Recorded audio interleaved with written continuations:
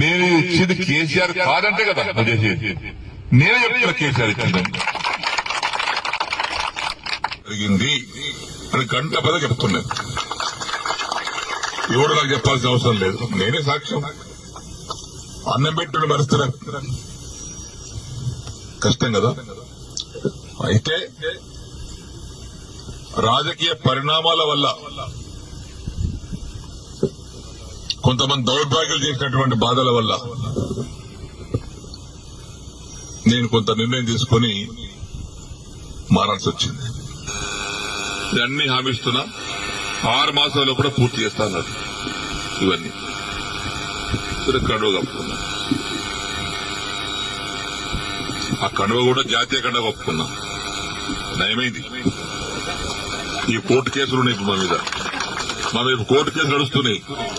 అరే చేతి గుర్తు కండువ కప్పుకోలేదు బాబు, ఇందిరమ్మ బొమ్మతో కప్పుకోలేదు, జాతీయ కండువ మోదీ కూడా కప్పుకోరాడు ప్రధానమంత్రి, అది కప్పుకోరా చెప్పిన. అసలు ఆ కథ వేరు లీగల్ గా. ఇప్పుడు ఈ పరిస్థితిలో మనం ఇక్కడ ఆగినాం. దానికి కొంతమంది రకరకాలుగా మాట్లాడుతాం. తర్వాత మొన్న నవంబర్ 7 తారీఖు నాడు సీఎం గారింటికి మీటింగ్ అయితే పోయినా. అందరు ఎమ్మెల్యేలకు మాట్లాడుతుంటే మాకు కూడా తెలిసాడు. అది ఫిరాయింపుదారుల ఎమ్మెల్యే మీటింగ్ పెడితే అందరు పోయినాం. మీటింగ్ అయినాక విడివిడిగా మాట్లాడిపోయినాం.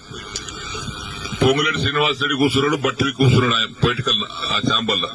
నేను పోయి శ్రీనివాస్ రెడ్డి అన్నాం, రేవంత్ రెడ్డి గారు లేచాడు, కూర్చోసేనని అన్నాడు. ఒకటి అడిగితే సమాధానం చెప్పినా కూర్చుంటా అన్నా. ఏందన్నాడు, నేను నీకు 21 జూన్ నాడు నాకు కండువ కప్పిన రోజు నాకేమైనా పైసలు ఇచ్చినావా, నన్ను ఏమైనా కొన్నావా, కట్లట్టు కొన్నావా చెప్పు, నాకేమైనా ఇద్దరు ఉన్నారు, నన్ను ఏమన్నా నా ఎమ్మెల్యేషిప్ కొన్నావా, నన్ను కొన్నావా చెప్పు, నేను అమ్ముడు పోయినా నీకే చెప్పినా. లేదు పోలేదు, ఇయ్యలేదు. దేనికోసం వచ్చినా ఈ సమస్య కోసం వచ్చిన. ఏమైనా అయిందా, ఏం కాలేదా, ఏమైంది, 100 కోట్లు ఎస్డీఎఫ్ ఉంటే 30 కోట్లు ఇచ్చారు.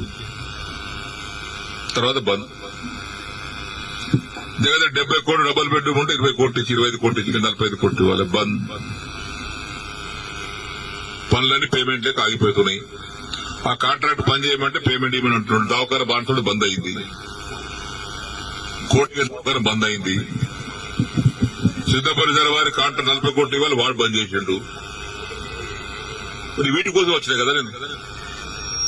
లేదా బట్టి గారు సీనన్న దగ్గరికి ఇలా లిస్ట్ మొత్తం తీసుకోండి, ఆ లిస్టు తీసుకొని 2 సార్లు ఇచ్చేయండి, ఒకసారి కాదు కానీ. ఇక పొంగులేటి గారు ఆ లిస్ట్ తీసుకోండి, 2 సార్లు మీరు ఇచ్చేయండి. ఇచ్చిన తెల్లారి ఫోన్ చేస్తే బట్టి లేవట్టాడు, పొంగులేటి లేవట్టాడు. ఏమని చెప్పుకోను నేను. మళ్ళీ అసెంబ్లీ జరుగుతుంది. జనవరి 4 తారీఖు నాడు ఆ ఛాంబర్ తీసుకుపోయి లోపల తీసుకుపోయి మీరు చెప్పారు కానీ బట్టి ఇవ్వలేదు, పొంగులేటి ఇవ్వలేదు, నాకు రూపాయి ఇవ్వలేదు. రూపాయి ఇవ్వలేదా, ఇవ్వలేదు. వేం నరేందర్ రెడ్డి గారు బయట పిలిచాడు. వేమన్నా సీనన్న బాధపడుతున్నాడు, అది ఇంకా పేమెంట్ కాలేదట, నువ్వన్నా మార్చిలో కూడా 3 విడతలు ఇప్పి. సరే సరే ఆయన తీసుకుని ఆయన వెళ్ళిపోయాడు. తెల్లారు వేం నరేందర్ ఫోన్ చేస్తే ఆయన లేపడు. 50 సార్లు చేసిన, ఒకసారి కాదు 50 సార్లు లేపడు. మళ్ళా మొన్న మార్చి అసెంబ్లీలో జరుగుతుంటే మళ్ళా పోయారు ఛాంబర్. మన అసెంబ్లీలో కూర్చున్న సీటు డబల్ ఉంటుంది ఆయన. చెప్పిన ఏది కాలేదండి.